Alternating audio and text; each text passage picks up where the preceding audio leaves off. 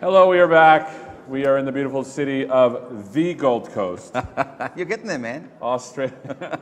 Looks like Ridland ended, was it Ridland? Yeah, Mike Ridland. He ended a little bit early. Maybe there's not that much new with Xamarin Forms. I don't know. That was the session, right? There's tons of new stuff. I mean, he did a good job, did an but awesome he's a job. little early, and we thought, why not tell you a little bit about one, Australia, and two, the bag. The bag, of course, Yeah. because that's the first question I always get asked. I've been involved with Ignite/TechEd for 13, 14 years now, and this is the first question. Here it is. There it is. I didn't look at it yet, but it looks fantastic. My manager was telling me I could strap my tripod in here because, I mean, that would be a good thing. And let's unzip it here to see what we got. So there's some awesome bits in this one. I quite like the fact that this, it's orange on the inside. How good's that? There you go. Yeah, but on the side here, there's the water bottle carrier that's sort of course. elasticated. For our Diet Cokes. That's right. And then this is a new piece that I've not seen before. It's got a cover and then quick access to like your wallet or whatever. Right. A Snickers bar. Snickers bar, a Cliff bar. Cliff, right. Yeah. That's what I call it, Yeah. Cliff bar. Absolutely.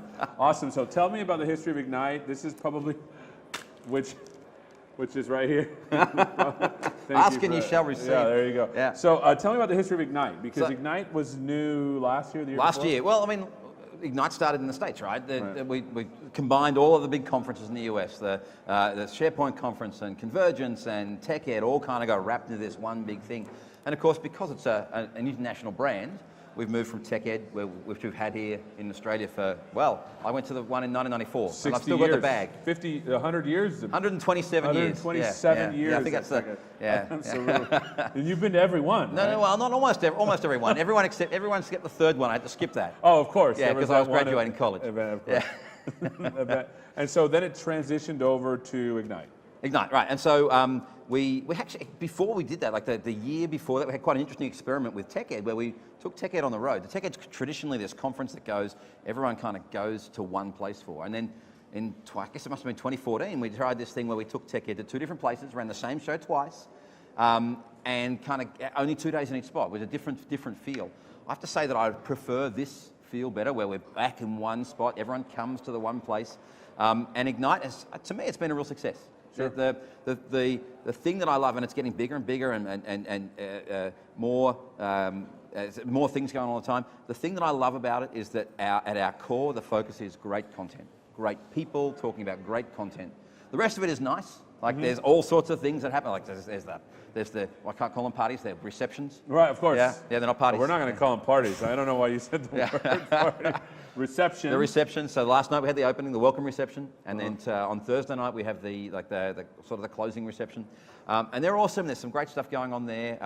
If you want to come to somewhere and have great opportunity to network with people and fly drones, because those things go together pretty often. Of course, yeah. of course.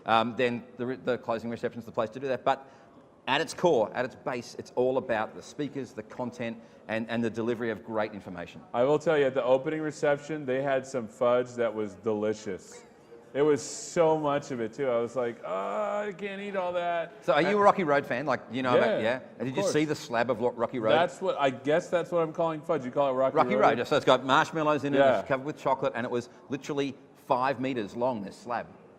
It was 5 meters long, Yeah. and I know when they cut a slice out, it was about a half a meter, and Perfect. I was like, oh, Yeah. oh, Yeah. oh. So that was awesome. So tell us about the kind of tracks and sessions that are available here at Ignite. Right. So there are, I think, 10 tracks all up, but basically you can divide into 4 sections. There's stuff for developers, there's stuff for people who do data, there's stuff for people who do the cloud, and there's stuff for people who do infrastructure. Okay. And look, and those things have got their little, their subtopics and so on, but they're the essential pieces. And so we ran these, for the first time we ran these things called foundation sessions this year, where we kicked off the tracks themselves, or those topics themselves, with 4 sessions. And it gave people an idea about how to navigate through Ignite. So I ran one of those yesterday, and the first question I asked is, for whom is this their first Ignite?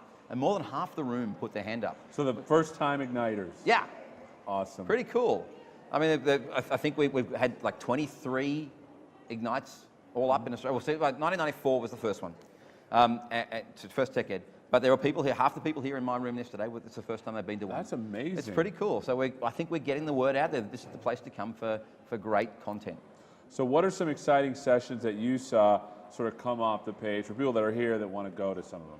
Yeah, so look, we had Greg Lowe on earlier. Of course. And he, I think I embarrassed him in the session I did yesterday when I said, here's one of the 3 people I will go and see speak, no matter what he's talking about. Oh, nice. It doesn't matter what it is, because I describe it as little turds of knowledge burbling to the surface. Turds of knowledge.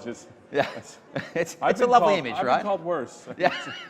So. But he and Joel Bahari is another one of those guys, and a guy named Dan Green, are people who just are able to take whatever it is they're talking about, weave a story around it, make it memorable, make it interesting, and no matter what the level is, all the audience takes something away from it, because that's the skill of a great presenter, right?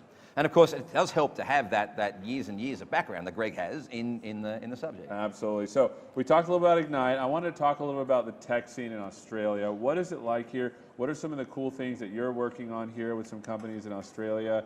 What are you excited about technology-wise? So the thing I think is really buzzing for me is this concept of conversations. Okay. And this idea that not only are your apps or your services going to be able to respond to a query, like a technical query, they're going to be able to infer things like context. They're going to be able to understand not just what the question is, but all of the backstory behind the question. Sure. I don't know, the analogy I give, I don't know if you ever saw Bill Gates present. He was, I have to say, it was an excellent presenter, and he did a good job of getting the message across. But when he really shone was when people asked him questions later. And he just came to life. And you could see him synthesizing the entire context of the question and the presentation and a bunch of knowledge he also had. And then this amazing answer would come out that was probably far deeper than the original questioner ever intended. That's cool. And that context, that conversational piece is what I think we're aiming for with our Conversations as a platform, where it's not just the question, but it's the context of the person asking the question, the stuff that they already know. They know about the app knows about the person, the other things that are going on around it, and to have that ability to synthesize far more than just the original intent. I've seen original prototypes of Conversations as a platform-like tools, like the bot framework, for example. Many of them I feel fall short because they're sort of becoming more wordy or command line interfaces. Right. What can people do to overcome that and make it a little more conversational? So I think one of the things is take advantage of a bunch of the services that are out there. So Lewis is one of the great examples, the language understanding service, yeah? And that is very, very cool because it commoditizes this idea of natural language processing, so people can bring that information back down and infer intents out of context. But it's not just Lewis. Jordan Knight had a great example in the keynote yesterday of the Ignite bot here, which first goes off to Lewis and tries to understand someone's intent. But then if it doesn't understand it, it falls down to the next service, which is which I think was the FAQ maker service, which basically ingests a whole bunch of data out of a question and answer document, and then works out which one of those answers is appropriate for the question. And if that doesn't work, then it goes down another step and says, hey, maybe I didn't understand your question properly because you asked in a different language. So I'll go off to the Bing translation service and maybe try and translate your question and ask you if you're actually speaking French or Portuguese or whatever it happens to be. And if that's the case, then maybe we can now respond to you in that language instead, using the translation service again. So that multi-layered approach to me of the services, these commodity services that we're making available is really powerful. It feels like you can't just think of a bot as a command line tool. You need to really think about the experience. Are there some design principles that you would suggest for anyone that's writing these conversations as a platform? Yeah, look, I think that's a really good question. We've got a bunch of those posted up on the MSDN sites at the moment, and some really good feedback. The thing I think you need to make sure you understand is that releasing a bot-based app is very different from releasing an app that is completely deterministic. Sure. Because people are going to do stuff that you don't expect. And that's fine if you can test every edge case, but there's no way of testing those edge cases for conversation, as we found out with Microsoft Tay, for example, right? You know, but I know that the bot that we released here, Jordan pushed out to a bunch of different people as testers, including some people he hoped were going to try and twist it a bit. Yeah. I remember Adam Kogan, who was on this morning. One of his email signatures that always stands out in my mind. He says, a good tester has the heart of a developer in a jar on his desk, you know, and that kind of thing where you're trying to mess with stuff and mess with people is what you're going to need when you're doing good testing of bots. That's awesome. So what are some companies doing some interesting things with Microsoft technologies that you can talk about here in Australia? Yeah, And so what are they doing? there's some big companies doing some awesome stuff. Our friends at Redify, who have recently been acquired by Telstra, are doing some awesome work with a bunch of, I'm not sure if I can name, but a bunch of these fintech companies who are really looking to make that. Because traditionally, interacting with insurance companies and banks is a difficult It's a lovely exercise in futility. well, often patience is a good word that you're looking for, right? But if you can short circuit a bunch of those things and work out when it is appropriate to just flick across the product disclosure statement and when it is appropriate to actually move across to a person, that's a really key thing. And fine-tuning that process, so it's not just press 1 for sales, press 2. That is, I think that's key. And they're doing some really interesting stuff around that. The machine learning piece of what sort of questions are people answering? How can I learn from those questions and push them elsewhere? That's awesome. So, what are some cool demos that you've worked on recently, some cool code that you've done? So I've been playing with Office as a platform. Okay. That's kind of my specialty at the moment. I love the idea of surfacing information in the context of what people are working. I see. So, if I spend my day in Outlook or in Word or Excel or PowerPoint, I don't want to be actually jumping out to some other system to go and get that additional information. Sure. So we've been building, went and worked with a company in Colombo, who are an international company with their dev headquarters is in Colombo in Sri Lanka. And Richard Custance and I went across there and helped them build an add-in for Excel that allows them to go and interact with a bunch of the other systems they build. They ERP systems and account systems and those sorts of things, but lots of their people spend their time in Excel. And so they want to be able to bring information in and update it in real time, build reports and that sort of thing. So having that happen in Excel is something that we've been doing a lot of. And the other one, of course, the canonical one that I love showing off is the one where I get an email in Outlook. I spend my whole time in Outlook. I'm a sales guy. Sure. And I get an email requesting information about a particular sales order that has maybe been delayed. Now, normally what I'd have to do is go and find out who that person was, go off to the CRM system and find out whether anyone else has spoken to that person about this stuff. Then go off and find out what their company number is in the accounting system and find out whether they've been delayed, their shipment's been delayed because haven't made a late payment or they've got a late payment. If that's not the case, then I might have to go off to the warehouse system or the ERP system to find out whether there's something that's still on back order. And if it's not on back order, then and it has been shipped, then I need to go out a tracking system and find out those things. What I really want is when the email comes in, I want 4 tabs, 5 tabs. Here's the information about this company, the interactions we've had with them, the status of their current orders, when the products that are on back order are likely to be back in. So pre-fetch that stuff for me, so I can just jump in and say, hey, most of the time I can answer your question without having to go off and do anything else. I can be far more productive because it's not just a matter of the time it takes to go and click on those things. It's a matter of unpacking what I've got in my head at the moment, putting it on a shelf somewhere, going off and doing what I need to do, taking this back off the shelf, rehydrating and getting back in. And that takes time, right? So this idea of the contextual add-ins is something I've been playing with lots. I love the idea of making people the focus of the software as opposed to making people adhere to whatever the software is doing. Right. And so just the notion of someone emailing you and you knowing everything about them as they're, because I mean, I forget stuff, all the time. And so it's nice to be able to do those how hard is it to do those kind of add-ins and what kind of frameworks are you using? So fortunately those add-ins are quite simple.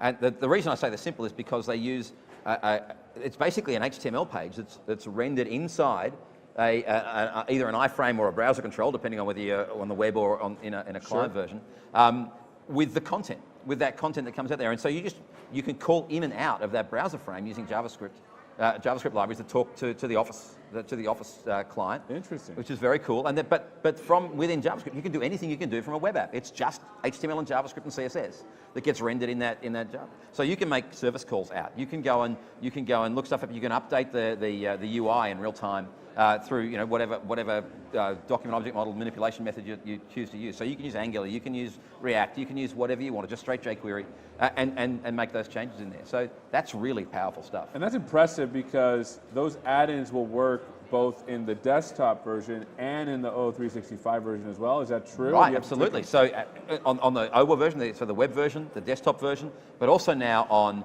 iOS and Android and UWP, all those things are either now here or they're coming, which means that the add-ins you write will run wherever people are running Office. And that's the powerful piece because most of the time people are lots of the time people are interacting with Office on the go. and they want to be able to say, well, I just want to file this particular query or file this email or respond to it but I still want that additional contextual information, so that you can have that in all those different form factors. And it's impressive that you can do that. I know Andrew Connell has a couple of tutorials where you can learn how to do that. I've seen it. I've written my own Outlook add-ins. I use the old school VSTO one? Those ones, but it makes it super handy to interact, because I live in Outlook just like you. Right. I live in Excel, and so I actually made a plugin that sort of marries both of them together to do really cool work. Okay, so we have about 5 minutes before we are going to have Sonia, and I want to do a little review of what's going on for the rest of the day. We have Sonia Cuff coming up. We're going to be talking to her. If you have any questions, make sure to submit them live via, there's a little box. Why am I blanking? There's a little form you can fill out below, or you can use the hashtag MSAUignite. Yep. And we'll get those. After that, we will have Inside the Windows Insider program with Zach Dvorak, and then we'll have the great Jess Dodson. I'll be talking to her. And then you have a couple of things coming up as well. Absolutely. So I'm going to chat with Michael and Alex. Oh, actually, before we do that, John Liu is going to talk about serverless in Office 365 and Azure. That is an awesome topic. Azure Functions. Yep, that's very, very cool. And in fact, there's a couple of Azure Function things going on today, which is pretty neat. So John's going to talk about that. Then Alec Tucker and Michael Ridland, who just did the session just now, are going to come and talk about Xamarin. But also Alec's going to talk a little bit about the stuff he's doing with Project Centennial, which is very, very neat. So I'm going to chat with them. And then Fei Lei is going to talk about some IoT, with the breakout session on IoT. I'm going to chat to Dr. Neil Rudin. Dr. Neil Rudin. The doctor. And look, I'm so looking forward to that, because Neil's doing some awesome stuff on a bunch of different levels. He's doing things with Surface and Surface Hub. He's doing stuff with the new Surface Studio and Dial, which is great. But he's run 2 sessions here on Conversations as a Platform, which you can tell maybe I'm a little bit passionate about. Yeah, of course. So we might chat a bit about that, and maybe we'll get some context about what's going on there. Chuck Sterling's going to do Power App session. I don't know if you remember Chuck. Chuck was a developer evangelist here in Australia. Wow. I guess 10 years. He was my mentor when I started here. Oh, wow. Like 13 years ago. So that's very cool. And then you're going to chat with Lace. Absolutely. I think we're doing data science, and then we'll do one more session and a wrap up. We have a full day of coverage for Ignite Australia. Thanks for spending some time with us during the break. Coming up next, we have Sonia Cuff. Please get your questions ready. We'll see you after the break.